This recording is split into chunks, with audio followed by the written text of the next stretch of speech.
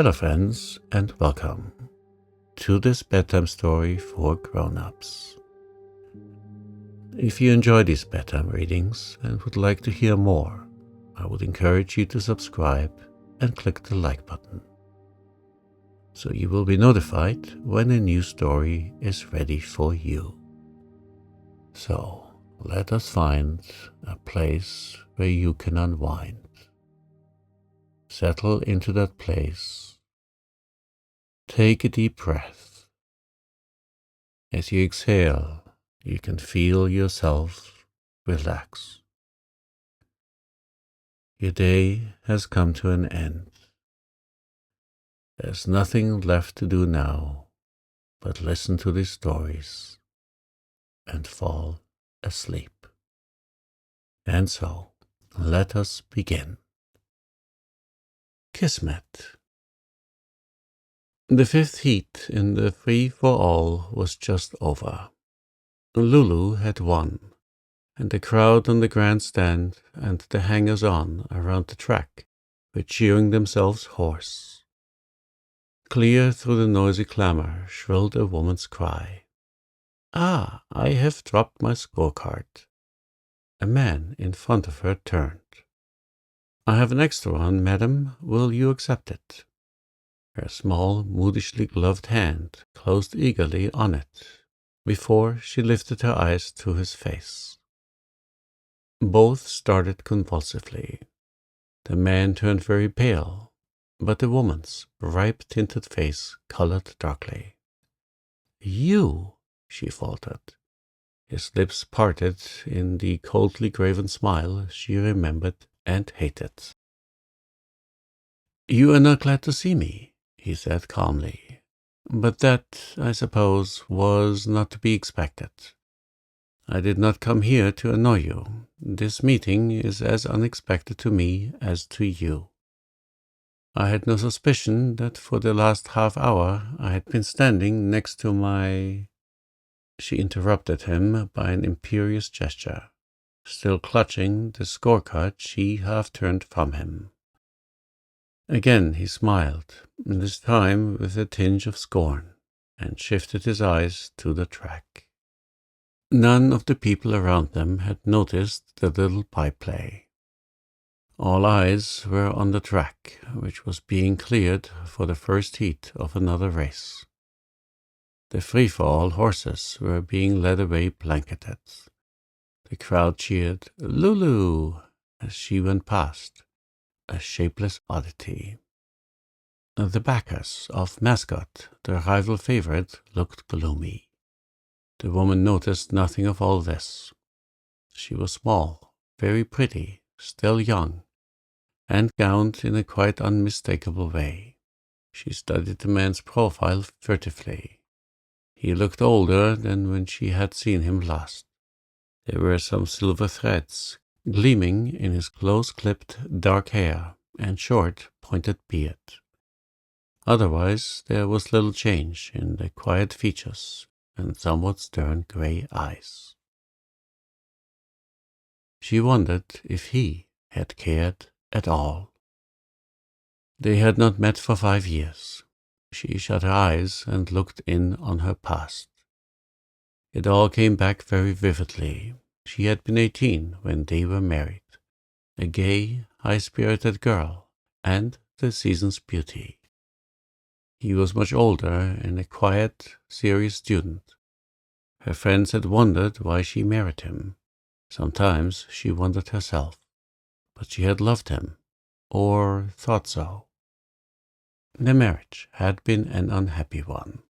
She was fond of society and gaiety. He wanted quiet and seclusion. She was impulsive and impatient. He deliberate and grave. The strong wills clashed. After 2 years of an unbearable sort of life, they had separated, quietly and without scandal of any sort.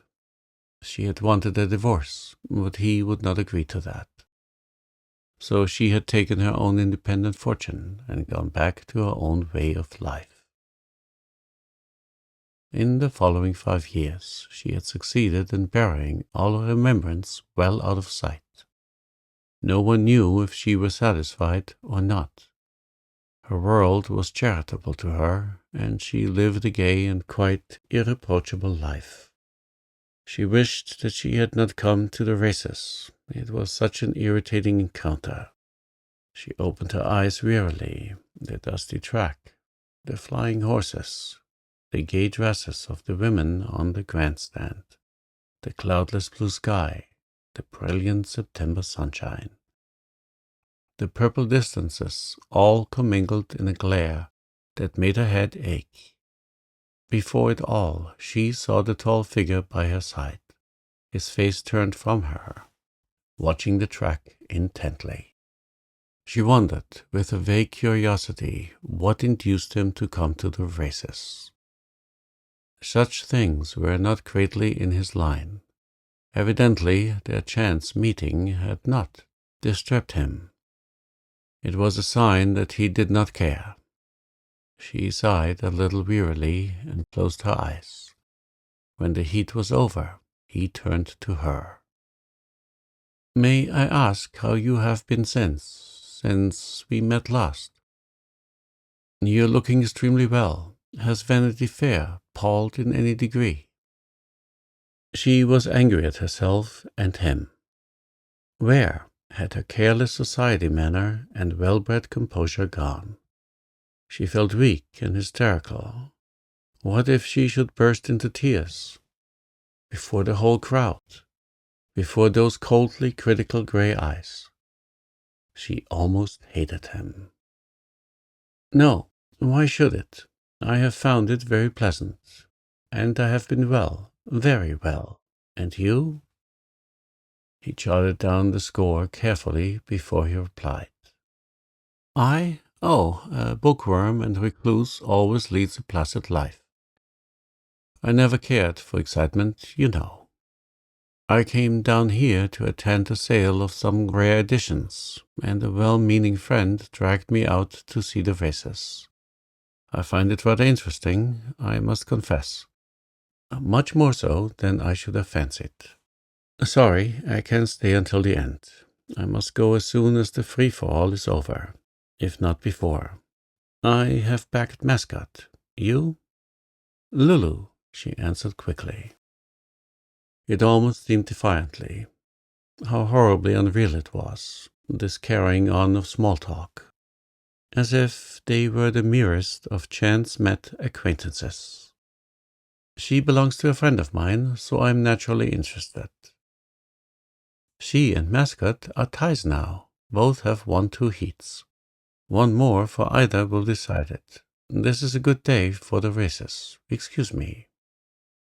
He leaned over and brushed a scrap of paper from her grey cloak. She shivered slightly.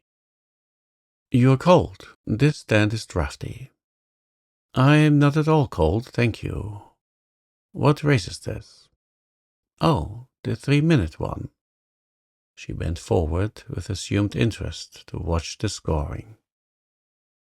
She was breathing heavily. There were tears in her eyes. She bit her lips savagely and glared at the track until they were gone.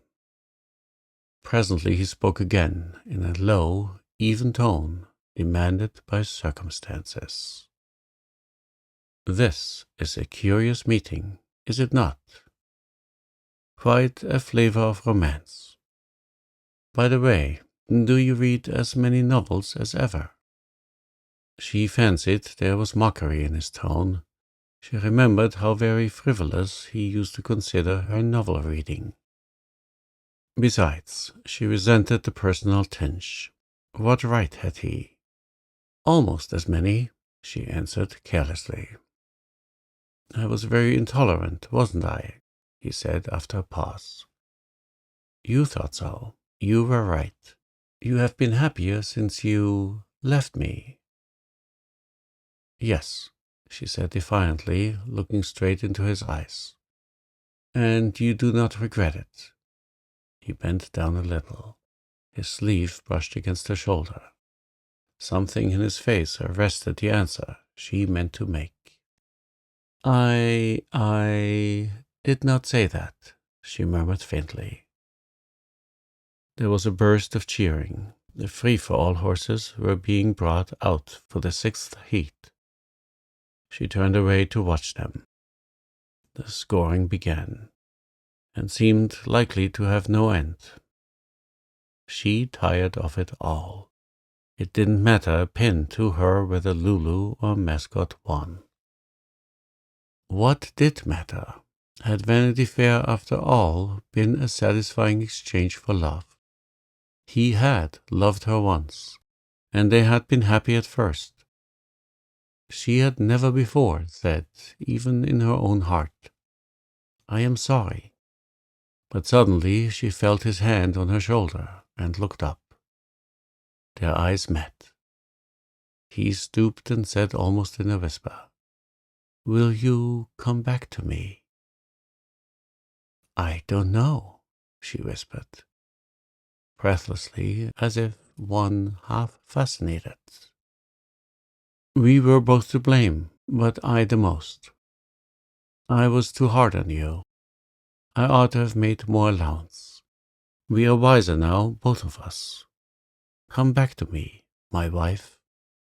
His tone was cold, and his face expressionless. It was on her lips to cry out, "No," passionately.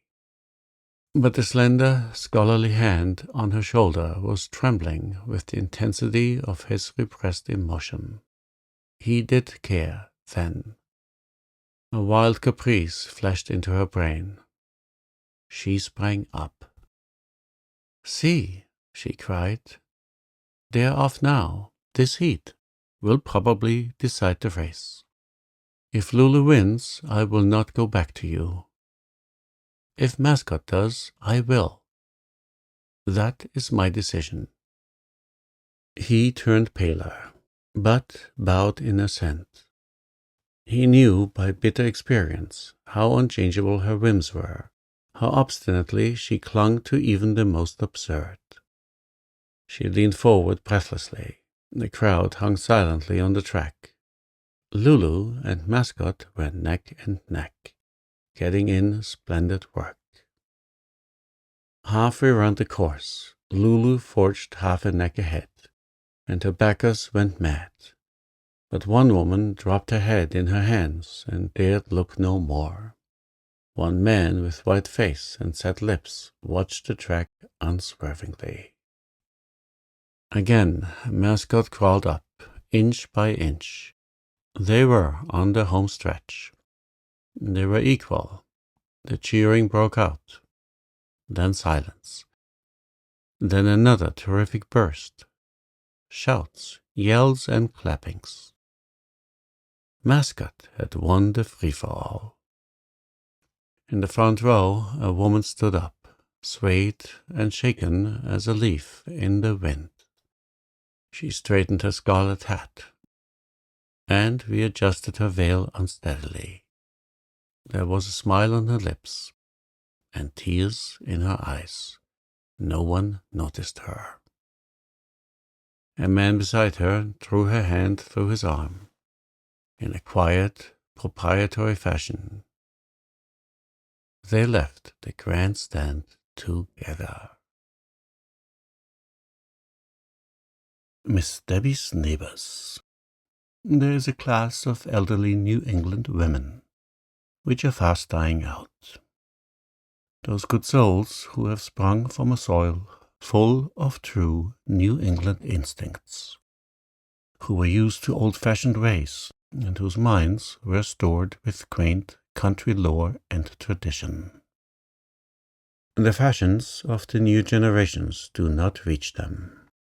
They are quite unconscious of the Western spirit and enterprise, and belong to the old days, and to a fast disappearing order of things. But a shrewder person does not exist than the spokeswoman of the following reminiscences, whose simple history can be quickly told, since she spent her early life on a lonely farm, leaving it only once for any length of time. One winter, when she learned the trade of tailoress. She afterward sewed for her neighbors and enjoyed a famous reputation for her skill. But year by year, as she grew older, there was less to do, and at last, to use her own expression, everybody got into the way of buying cheap, ready-made-up clothes, just to save 'em a little trouble. And she found herself out of business, or nearly so. After her mother's death, and that of her favorite younger brother Jonas, she left the farm and came to a little house in the village, where she lived most comfortably the rest of her life, having a small property which she used most sensibly. She was always ready to render any special service with her needle, and was a most welcome guest in any household, and a most efficient helper.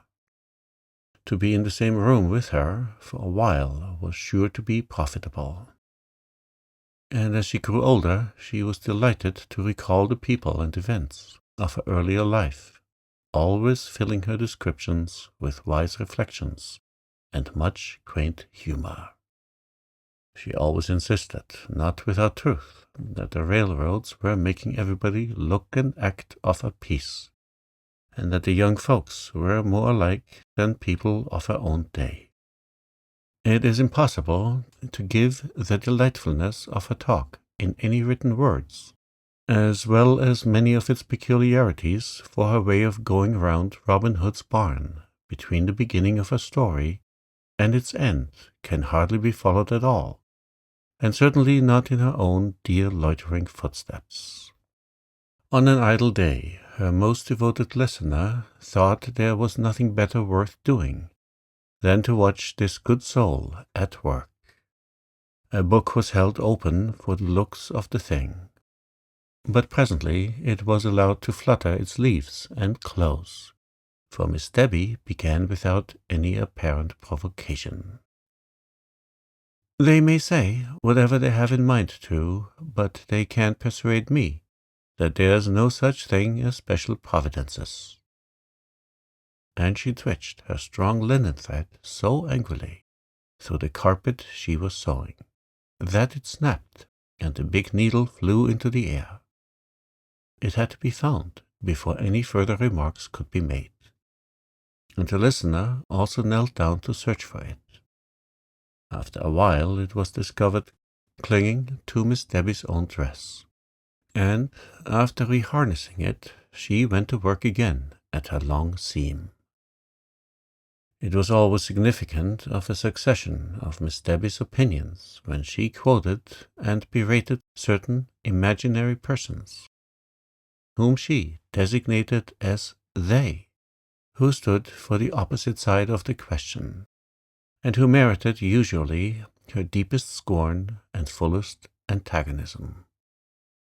Her remarks to these offending parties were always prefaced with, "I tell 'em," and to the listener's mind, they always stood rebuked, but not convinced, in spiritual form it may be, but most intense reality. A little group, as solemn as Miss Debby herself. Once the listener ventured to ask who they were in her early childhood, but she was only answered by a frown. Miss Debby knew as well as any of the differences between figurative language and a lie. Sometimes she said what was right and proper, and were treated accordingly, but very seldom, and on this occasion it seemed that they had ventured to trifle with sacred things. "I suppose you're too young to remember John Ashby's grandmother. A good woman she was, and she had a dreadful time with her family. They never could keep the peace, and there was always as many as two of them who didn't speak with each other. It seems to come down from generation to generation, like a curse." And Miss Debby spoke the last word as if she had meant it partly for her thread, which had again knotted and caught, and she snatched the offered scissors without a word, but said peaceably, after a minute or two, that the thread wasn't what it used to be. The next needle proved more successful, and the listener asked if the Ashbys were getting on comfortably at present. "They always behave as if they thought they needed nothing," was the response. "Not that I mean that they are in any ways contented, but they never will give in that other folks holds a candle to 'em. There's one kind of pride that I do hate, when folks is satisfied with theirselves and don't see no need of improvement. I believe in self-respect, but I believe in respecting other folks' rights as much as your own. But it takes an Ashby to ride right over you. I tell 'em it's the spirit of the tyrants of old, and it's the kind of pride that goes before a fall. John Ashby's grandmother was a clever little woman as ever stepped. She came from over Hardwick way, and I think she keep 'em kind of decent behaved, as long as she was round. But she got wore out a doing of it, and went down to her grave in a quick consumption. My mother sat up with her the night she died. It was in May, towards the latter part, and an awful rainy night. It was the storm that always comes in apple blossom time. I remember well that mother come crying home in the morning and told us Miss Ashby was dead. She brought Merrily with her, that was about my own age, and was taken away within 6 months afterwards. She pined herself to death for her mother, and when she caught the scarlet fever, she went as quick as cherry blossom, when it's just ready to fall, and a wind strikes it. She wasn't like the rest of them. She took after her mother's folks altogether. You know our farm was right next to theirs, the one as a Hopper owns now. But he's let it all run out, and so as we lived some ways from the stores, we had to be neighborly, for we depended on each other for a good many things. Families in lonesome places get out of one supply and another, and have to borrow until they get a chance to send to the village. Or sometimes, in a busy season, some of the folks would have to leave work and be gone half a day.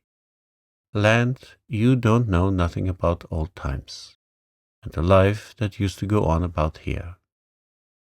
You can step into a house anywheres now that there ain't the county map, and they don't fetch out the photograph book. And in every district you'll find all the folks has got the same chromo picture hung up, and all sorts of luxuries and makeshift or splendor that would have made the folks I was fetched up by stare their eyes out of their heads. It was all we could do to keep along then, and if anybody was called rich, it was only because he had a great sight of land. And then it was drudge the harder to pay the taxes. There was hardly any ready money, and I recollect well that old Tommy Sims was reputed wealthy, and it was told over 50 times a year that he'd got a solid $4,000 in the bank. He strutted round like a turkey cock, and thought he ought to have his first say about everything that was going. I was talking about the Ashbys, wasn't I? I do know's I ever told you about the fight they had after their father died, about their old house. Joseph was married to a girl he met in camp meeting time, who had a little property, $200 or $300, from an old great-uncle that she'd been keeping house for, and I don't know what other plans she may have had for spending of her means. But she laid most of it out in her husband, for Joseph never cared any great about her that I could see, though he always treated her well enough. She was a poor ignorant sort of thing, 7 years older than he was, but she had a pleasant kind of face, and seemed like an overgrown girl of 6 or 8 years old. I remember just after they was married, Joseph was taken down with a quinsy sore throat, being always subject to them, and mother was over in the forenoon, and she was one that was always given right hand and left. And she told Susan Allen, that was his wife, to step over in the afternoon, and she would give her some blackberry preserve for him. She had some that was nice, and it was very healing. So along about 1:30, just as we had got the kitchen cleared, and Mother and I had got out the big wheels to spin a few rolls. We always liked to spin together, and Mother was always good company. My brother, Jonas, that was the youngest of us, looked out of the window, and says he, "Here comes Joe Ashby's wife, with a 6-quart pail." Mother, she began to shake all over with a laugh she tried to swallow down, but I didn't know what it was all about. And in come poor Sue Ellen and lit on the edge of the first chair, and set the pail down beside her. We tried to make her feel welcome, and spoke about everything we could contrive, seeing as it was the first time she'd been over. And she seemed grateful, and did the best she could, and lost her strangeness with Mother right away. For Mother was the best hand to make folks feel to home with her that I ever come across. There ain't many like her now, nor never was, I tell 'em, but there wasn't nothing said about the 6-quart pail. And there it sat on the floor until Susan Allen said she must be going, and mentioned that there was something said about a remedy for Joseph's throat. "Oh, yes," says Mother, and she brought out the little stone jar she kept the preserve in. And there wasn't more than half of it full. Susan Allen took up the cover of the pail, and I walked off into the bedroom, for I thought I should laugh, certain. Mother put in a big spoonful, and another, and I heard 'em drop, when she went on with 1 or 2 more, and then she give up. "I'd give you the jar, and welcome," she says, "but I ain't very well off for preserve, and I was kind of counting on this for tea, in case my brother's folks are over." Susan Allen thanked her, and said Joseph would be obliged, and back she went, across the pasture. I can see that big tin pail now, shining in the sun. The old man was alive then, and he took a great spite against poor Susan Allen, though he never would if he hadn't been set on by John. And whether he was mad because Joseph had stepped in to so much good money or what, I don't know. But he twitted him about her, and at last he and the old man between 'em was too much to bear, and Joe fitted up a couple of rooms for himself in a building he'd put up for a kind of workshop. He used the carpenter by spells, and he clapboarded it and made it as comfortable as he could. And he ordered John out of it for good and all. But he and Susan Allen both threaded the old sir the best they knew how. And Joseph kept right on with his farm work same as ever, and meant to lay up a little more money to join with his wife's, and push off as soon as he could for the sake of peace. Though if there was anybody set by the farm, it was Joseph. He was to blame for some things. I never saw an Ashby that wasn't, and I dare say he was aggravating. They were clearing a piece of woodland that winter, and the old man was laid up in the house with the rheumatism off and on, and that made him fractious. And he and John connived together, till one day Joseph and Susan Allen had taken the sleigh and gone to Freeport 4 Corners to get some flour and one thing and another, and to have the horse shod beside. So they was likely to be gone 2 or 3 hours. John Jacobs was going by with his oxen, and John Ashby and the old man hailed him, and said they'd give him $1 if he'd help 'em, and they hitched the 2 yoke, his and their'n, to Joseph's house. There wasn't any foundation to speak of, the sill set right on the ground, and he'd banked it up with a few old boards and some pine spills, and sand and stuff, just to keep the cold out. There wasn't but a little snow, and the roads were smooth and icy, and they slipped it along as if it had been a hand sled, and got it down the road a half a mile or so to the forks of the roads, and left it setting there right on the heater piece. Jacobs told afterwards that he kind of disliked to do it, but he thought as long as their minds were set, he might as well have the dollar as anybody. He said, when the house give a slew, in a sliding piece in the road, he heard some of the crockery ware smash down, and a branch of an oak they passed by caught hold of the stovepipe that came out through one of the walls, and give that a wrench, but he guessed there wasn't no great damage. Joseph may have given them some provocation before he went away in the morning. I don't know, but he did, and I don't know as he did, but at any rate, when he was coming home late in the afternoon, he caught sight of his house. Some of our folks was right behind, and they saw him, and he stood right up in the sleigh and shook his fist. He was so mad. But afterwards he bust out laughing. It did look kind of curious. It wasn't bigger than the front entry, and it set up so pert right there on the heater piece, as if he was calculating to farm it. The folks said Susan Allen covered up her face in her shawl and began to cry. I suppose the poor thing was discouraged. Joseph was awful mad. He was kind of laughing and crying together. Our folks stopped and asked him if there was anything they could do, and he said no. But Susan Allen went in to view how things were, and they made up a fire, and then Joe took the horse home. And I guess they had it hot and heavy. Nobody supposed they'd ever make up, lest there was a funeral in the family to bring 'em together. The fight had gone so far. But along in the winter of old Mr. Ashby, the boys' father was taken down with a spell of sickness, and there wasn't anybody they could get to come look after the house. The doctor hunted, and they all hunted, but there didn't seem to be anybody. 'Twasn't so thick settled as now, and there was no spare help.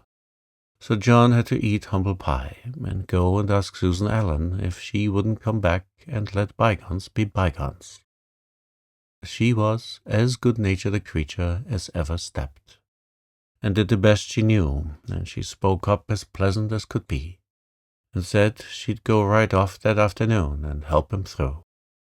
The old Ashby had been a hard drinker in his day, and he was all broke down. Nobody ever saw him that he couldn't walk straight, but he got a crooked disposition out of it, if nothing else. I suppose there never was a man loved spirit better. They said one year he was over to Cyrus Baker's to help with the haying, and there was a jug of New England rum over by the spring with some gingerbread and cheese and stuff, and he went over about every half an hour to take something, and along about 10:30, he got the jug middling low, so he went to fill it up with a little water, and lost hold of it, and it sunk, and they said he drunk the spirit dry 3 times. Joe and Susan Allen stayed there at the old place well into the summer, and then, after planting, they moved down to the Four Corners, where they had bought a nice little place. Joe did well there. He carried on the carpenter trade, and got smoothed down considerable, being almost folks. John, he married a Packer girl, and got his match too. She was the only living soul he ever was afraid of. They lived on there a spell, and, why, they must have lived there all of 15 or 20 years, now I come to think of it, for the time they moved was after the railroad was built. 'Twas along in the winter, and his wife, she got a notion to buy a place down the falls, below the Corners, after the mills got started, and have John work in the spinning room while she took boarders. She said 'twasn't no use staying on the farm. They couldn't make a living off from it now they'd cut the growth. Joe's folks and she never could get along, and they said she was dreadfully riled up hearing how much Joe was getting in the machine shop. They needn't tell me about special providences being all moonshine," said Miss Debby for the second time. "If here wan't a plain one, I never say one more word about it. You see, that very time Joe Ashby got a splinter in his eye, and they were afraid he was going to lose his sight, and he got a notion that he wanted to go back to farming. He always set everything by the old place, and he had a boy growing up that neither took to his book nor to mill work. And he wanted to farm it too. So Joe got hold of John one day when he come in with some wood, and asked him why he wouldn't take his place for a year or two, if he wanted to get to the village, and let him go out to the old place. My brother Jonas was standing right by and heard him, and said he never heard nobody speak civiler. But John swore and said he wasn't going to be caught in no such trap as that. His father left him the place, and he was going to do as he'd a mind to. There had been trouble about the property, for old Mr. Ashby had given Joe some money he had in the bank. Joe had got to be well off. He could have bought most any farm about here, but he wanted the old place count of his attachment. He set everything by his mother, spite of her being dead so long. John hadn't done very well, spite of his being so sharp, but he let out the best of the farm on shares, and bought a miserable sham-built little house down close by the mills. And then some idea or other got into his head to fit that up to let and move it to one side of the lot and haul down the old house from the farm to live in themselves. There wasn't no time to lose, else the snow would be gone. So he got a gang of men up there and put shoes underneath the sills, and then they assembled all the oxen they could call in and started. Mother was living then, though she'd got to be very feeble, and when they come for our yoke, she wouldn't have Jonas let 'em go. She said the old house ought to stay in its place. Everybody had been telling John Ashby that the road was too hilly, and besides, the house was too old to move. They'd rack it all to pieces, dragging it so fur. But he wouldn't listen to no reason. I never saw Mother so stirred up as she was that day, and when she see the old thing a-movin', she burst right out crying. We could see one end of it looking over the slope of the hill in the pasture between it and our house. There was 2 windows that looked our way, and I know Miss Ashby used to hang a piece of something white out of 'em when she wanted Mother to step over for anything. They sat a good deal by each other, and Miss Ashby was a lame woman.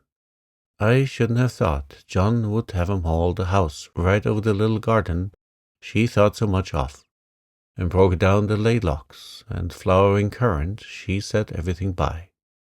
I remember when she died, I wasn't more than 7 or 8 years old. It was all in full bloom, and Mother she broke off a branch and laid it into the coffin. I do know as I ever seen any since, or sat in a room and had the sweetness of it blow in at the windows without remembering that day. 'Twas the first funeral I ever went to, and that may be some reason. Well, the old house started off, and Mother watched it as long as she could see it. She was sort of feeble herself then, as I said, and we went on with the work. 'Twas Saturday, and we was baking and churning and getting things to rights generally. Jonas had been over in the swamp getting out some wood he'd cut early in the winter, and along in the afternoon he come in and said he s'posed I wouldn't want to ride down to the Corners so late, and I said I did feel just like it, so we started off. We went the Birch Ridge Road, because he wanted to see somebody over that way, and when we was going home by the straight road, Jonas laughed and said he hadn't seen anything of John Ashby's movin', and he guessed he'd got stuck somewhere. he was glad he hadn't nothing to do with it. We drove along pretty quick, for we were some belated, and we didn't like to leave Mother alone after it come dark. All of a sudden, Jonas stood up in the sleigh, and says he, "I don't believe, but the cars is off the track." And I looked, and there did seem to be something the matter with 'em. They hadn't been running more than a couple of years then, and we was prepared for anything. Jonas, he whipped up the horse, and we got there pretty quick, and I'll be bound if the Ashby house hadn't got stuck fast right on the track, and stirred one way or another they couldn't. They'd been there since 1:15, pulling and hauling, and the man was all hoarse with yelling, and the cars had come from both ways and met there, one each side of the crossing, and the passengers was walking about, scolding and swearing, and somebody'd gone and lit up a great bonfire. You never see such a sight in all your life. I happened to look up at the old house, and there were them 2 top windows that used to look over to our place, and they had caught the shine of the firelight, and made the poor old thing look as if it was scared to death. The man was banging at it with axes and crowbars, and it was dreadful distressing. You pitied it as if it was a live creature. It come from such a quiet place, and always looked kind of comfortable, though so much war had gone on amongst the Ashbys. I tell you, it was a judgment on John, for they got it shoved back after a while, and then wouldn't touch it again. Not one of the men, nor let their oxen. The plastering was all stove, the outside walls all wretched apart, and John never did anything more about it, but let it set there all summer, till it burnt down. And there was an end one night in September. They supposed some traveling folks slept in it and set it afire, or else some boys did it for fun. I was glad it was out of the way. One day, I know, I was coming by with Mother, and she said it made her feel bad to see the little strips of leather by the fore door, where Miss Ashby had nailed up a rosebush once. There ain't any Ashby alive now of the old stock, except young John. Joe's son went off to sea, and I believe he was lost somewhere in the China Seas, or else he died of a fever. I seem to forget. He was called a smart boy, but he never could seem to settle down to anything. Sometimes I wonder if folks is as good as they be, when I consider what comes to 'em from their folks before 'em, and how they are misshaped by nature. Them Ashbys never was like other folks, and yet some good streak or other there was in every one of them. You can't expect much from such hindred creators. It's just like berating a black and white cat for being a poor mouser. It ain't her fault that the mice see her quicker than they can a grey one. If you get one of them masterful dispositions, put with a good strong will towards the right, that's what makes the best of men. But all them Ashbys cared about was to grasp and get, and be captains. They liked to see other folks put down, just as if it was going to set them up. And they didn't know nothing. They make me think of some of them old marauders that used to hive up into their castles in old times, and then go oversetting and plundering. And I tell you that some spirit was in them. They was born a couple of 100 years too late, kind of leftover folks, as it were. And Miss Debby indulged in a quiet chuckle as she bent over her work. John, he got captured by his wife. She carried too many guns for him. I believe he died very poor, and her own son wouldn't support her, so she died over in Freeport poorhouse. And Joe got along better. His wife was clever, but rather slack, and it took her a good while to see through things. She married again pretty quick after he died. She had as much as $7,000 or $8,000, and she was taken just as she stood by a roving preacher that was holding meetings here in the winter time. He sold out a place here, and they went up country, somewheres that he come from. Her boy was lost before that, so there was nothing to hinder her.